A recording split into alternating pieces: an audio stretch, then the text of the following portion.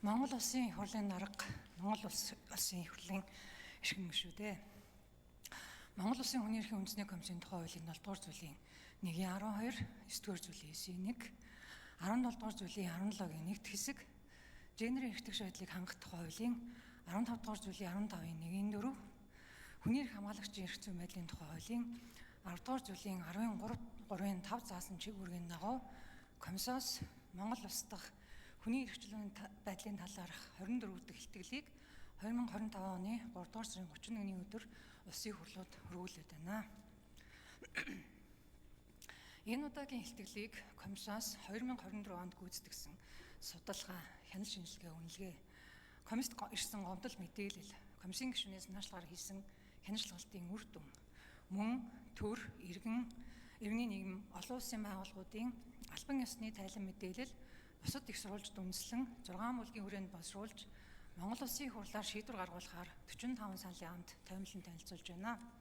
Эрүүгийн хэрэг хянан шийдвэрлэх ажиллагаанд дах бэлгийн хүчирхийллийн хохирогч хүүхдийн эрхийн зарим асуудал сэдв. Монгол улсын нэгдсэн Орос олон улсын гэрээ конвенц, Монгол улсын үндсэн хуульд хүүхдийн ач холбогдолыг төр хамгаалахаар баталгаажуулж, холбогдох бусад хууль тогтоомжид хүүхдийн халдшгүй чөлөөтэй байх эрх, холбогдох төрийн байгууллага өөрийг хуульчилсан хэдий ч хүүхэд бэлгийн хүчирхийллийн хоригч болох тохиолдол буурахгүй байгаа учраас бодиттойгоор зарим арга хэмжээг хойшлуулшгүйгээр авах нэн чухал шаардлага тулгамдаад байна гэж үзлээ. Монгол улс нэгдсэн үндэсний байгууллагын гишүүн орныхоо хувьд 2010 оноос нэгдсэн үндэсний байгууллагын хүний эрхийн зөвлөлийн ээлжид дүгнэлт хилцүүлэг, хүний эрхийн гэрээний хороодод Монгол улсын хүний эрхийн нөхцөл байдлын талаарх тайлан, нэгдэн Орос ирхэн баталсан хүний эрхийн олон улсын гэрээний хэрэгжилтийн тайлан тогтмол хилцүүлж ирсэн бөгөөд нүүбийн механизмудаас хүүхдийн эрх, түүн дотроо нөхөн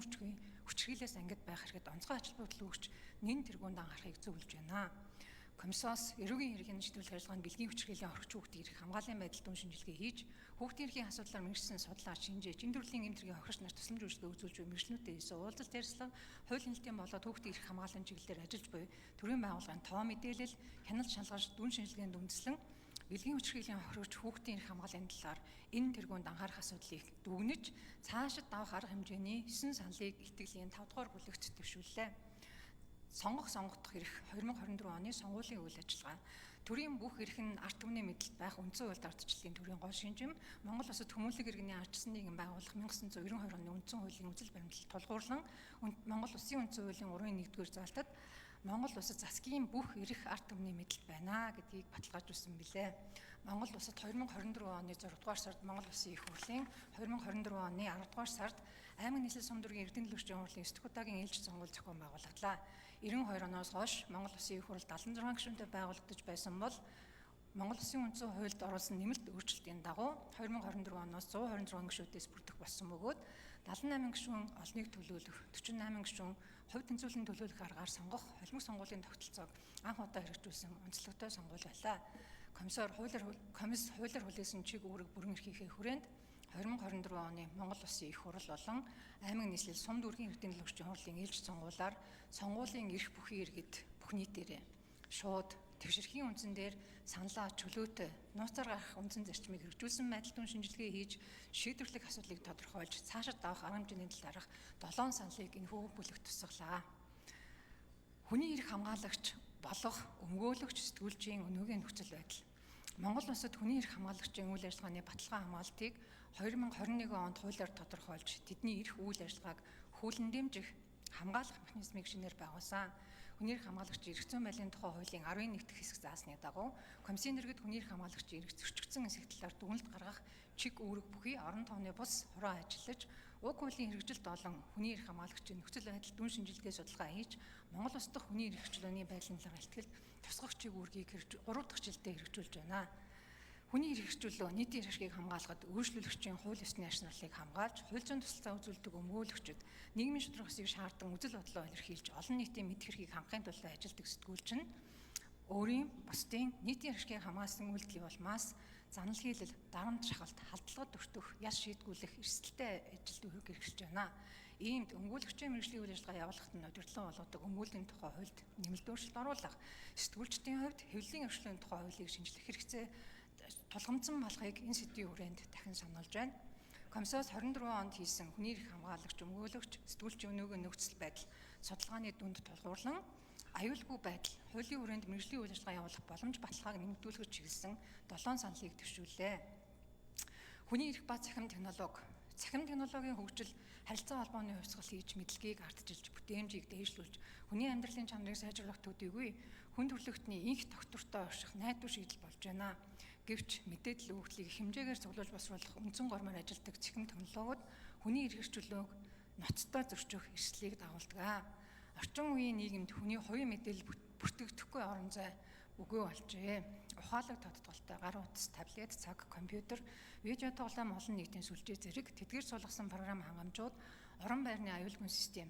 тасалгааны гэрэлтүүлэг, телевиз, чанга аригч, угаалгын машин гэх мэт ахуйн эд зүйлс, хяналтын камерууд, нийтийн интернет, автомашиныг дугаараар хянах систем, зогсоолын төлбөрт төлөх цэг зэрэг нийтийн орон зай суурилсан цахим төхөөрөмжөч хүний амьдралын талаарх их хэмжээний мэдээллийг тасралтгүй бүрэн цуглуулж байна.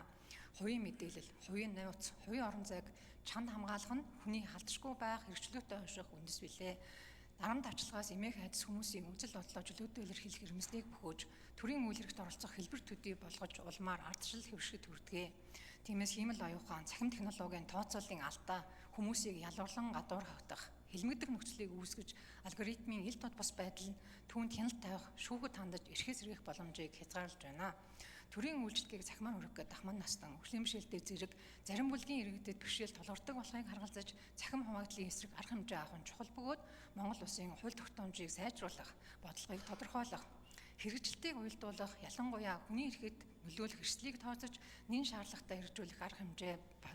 хэмжээг дүгнэж, 8 саналыг хүний эрх ба цахим технологи сэдвээр төвшүүллээ. Цахим технологи ашиглан үлдэгдэж буй гендер суурилсан хүчирхийллийн өнөөгийн байдал. Дэлхийн нийтээр технологийн хурдтай хөгжил нь гендер суурилсан хүчирхийлүүлдэг шин сувгуудыг бий болгож, хүчирхийллийн арга хэлбэр өөрчлөгдөж байна. Гендер суурилсан хүчирхийл нь цахим болон бодит орчинд аль алинд нь нөлөөлж буй асуудалд онцгой анхаарал хандуулж, илүү үр дүнтэй цогц арга хэмжээ авах, хууль тогтоомжийг боловсронгуй болгохыг Нэгдсэн үндэсний байгууллагын хүний эрхийн механизмууд зөвлөж байна. Нэгдсэн үндэсний байгууллагын эмэгтэйчүүдийн эсрэг хүчирхийллийн асуудлаар тусгай ялдагч 2021 онд Монгол улсад ажиллаад гендер суурилсан хүчирхийлэлд тэмцэх хариу арга хэмжээ сайжруулах, мөн цахим орчинд хүчирхийлэлтэй өрнөлтүүдэд тэмцэх хууль тогтоомжийг боловсруулах болгохыг зөвлөсөн байна. Цахим технологи ашиглан үйлдэгдэж гендер суурилсан хүчирхийлэл нь технологи ашигладаг, цахим орчинд идэвхтэй байдаг, хинч өртөх эрсдэлтэй бөгөөд дэлхийн нийтийн судалгааг харахад охид эмэгтэйчүүд, залуучууд ихээр өртөж байгаа учраас Монгол улс ч гэсэн энэ төрлийн хүчирхийлэлд анхаарал хандуулах шаардлагатай байна. Комиссар гендерийн эрх тэгш байдлыг хангах хуулийн 10 төвийн 1-4-ийн Б заасан чиг үүргийнхээ хүрээнд технологийн тусламжтай үйлддэг гендер суурилсан хүчирхийллийн өнөөгийн байдал хэмээх үнэлгээний тайланд тулгуурлан энэ хүрээний асуудал, гендер суурилсан хүчирхийллийн нөхцөл байдалд анхаарах асуудал, цаашид авах арга хэмжээний талаарх 4 саналыг төвшүүллээ. Шударгаа шүүлэх эрх нь аливаа хүн эрүүгийн хэрэг татагдсан үеэсээ эхлээд ян шийтгэл эдэлж дуусах хүртэлх үе шатыг хамруулсан өргөн үрээтэй ойлголт юм аа. Гэмт хэрэгт сэрдэгдэн шалгагдж байгаа хүнтэй мөрдөн шалгах, шүүх хэрмэдлийн байгууллагууд хэрхэн харьцаж байгаа олон улсын гэрээгээр баталгаажуулсан хүний эрхийг хэрхэн хүндэтгэн хамгаалж байгаагаас тухайн улс дахь хүний эрх чөлөөний байдал, хууль дээдлэх ёс ямар төрснийг илэрхийлэх шалгуур болдгоо. Хүний эрхийн үндэсний комисс 2024 онд ирсэн гомдол мэдээллийн 52.9%-ийг нь шударгаа шүүлэх эрх зөрчигдсөн талаарх гомдол мэдээлэл эзэлж байгаа бөгөөд агуулгаар нь авч үзвэл өмгөөлүүлэх эрх, хуульчин тусалцаа авах эрх, хэс хэрийг хүлээсэн эрүү шүүлтээс ангид байна. Хууль бусдаар цагдан хоригдсон, орон байрны халдшгүй байдалд алдсан, гэмт хэрэг үйлдсэн мэтээр олон нийтийн сүлжээнд урьдчилан зарласан, шүүх хэрмэдлийн болон мөрдөн шалгах байгууллагын алба хаагчдын хууль бус үйл ажиллагааны улмаас хохирсон зэрэг агуулгатай гомдлууд байна. Энэ бүлэгт комисс төрүүлсэн гомдол мэдээлэл, зохион байгуулсан хяналт шалгалт, шинжээч судлаач нартай хамтран боловсруулсан судалгааны үр дүн, комиссийн гишүүний шаардлага зөвлөмж, холбогдох байгууллагын баримт мэдээлэлд үндэслэн шударгаа шүүлэх эрхийн зарим асуудлыг хөндөж, цаашид авах арга хэмжээний талаар 10 саналыг тусгалаа. Улсын их хурлын дарга эрхэм гишүүдээ Монгол Улсын хүний эрхийн үндэсний комиссаас өргөн мэдүүлсэн Монгол улс дахь хүний эрх чөлөөний байдлын талаарх 24 дахь хэлтгэлийг хэлэлцэн цаашид авах арга хэмжээний талаар холбогдох шийдвэрийг гаргаж өгөхийг хүсье.